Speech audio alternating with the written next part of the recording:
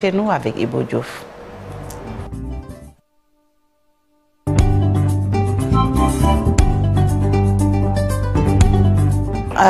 Ibou, au Niger, le pays est en deuil après la mort de 29 soldats dans une attaque djihadiste. Exactement, Fati.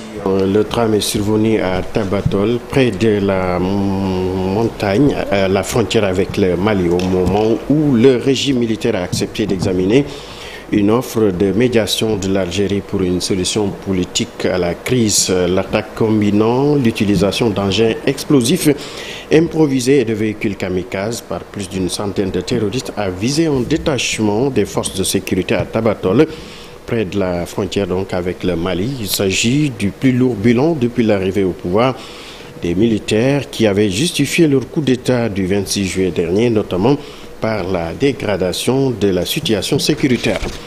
En Italie, un accident de bus à Venise a fait au moins 20 morts, donc de nombreux blessés également.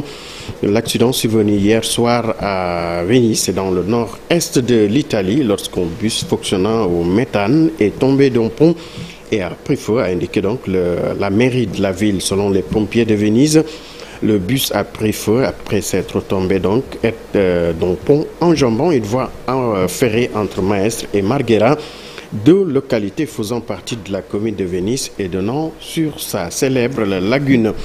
En Espagne, immigration irrégulière, 284 migrants, tous arrivés hier donc à bord d'un seul et même bateau sur l'île de l'archipel espagnol des Canaries, empruntant l'une des routes migratoires les plus dangereuses au monde, ont indiqué les secours en mer.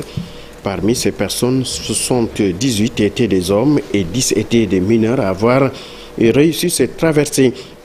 Il s'agit du plus grand nombre de passagers pour une seule embarcation, alors que les arrivées se multiplient depuis le début de l'année aux Canaries, une porte d'entrée des migrants en Europe. Et pendant ce temps, en Tunisie, la Commission de l'Union européenne s'apprêtait à verser quelques 42 millions d'euros à Tunis, auxquels s'ajouteront aux 24 millions d'euros déjà prévus dans le cadre de l'accord portant sur la lutte contre l'immigration clandestine conclu par les deux parties. Kais Saied, le président tunisien, juge ainsi les sommes annoncées dérisoires et refuse d'accepter pour son pays ce qu'il s'apparente selon lui à de la charité. L'enveloppe annoncée le 22 septembre dernier doit servir en partie à la remise en état de bateaux utilisés par les gardes-côtes tunisiens.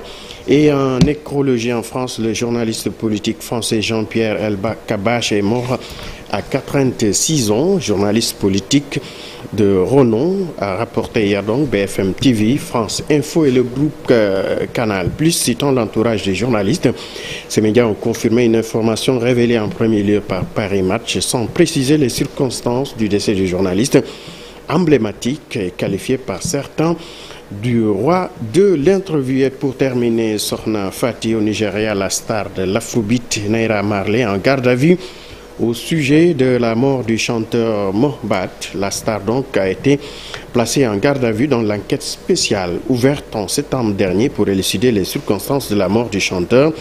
Aziz Fashola Akanera Marley a été donc entendu dans le cadre de ce drame. Sokhna Fati. Merci beaucoup Ibou Diouf pour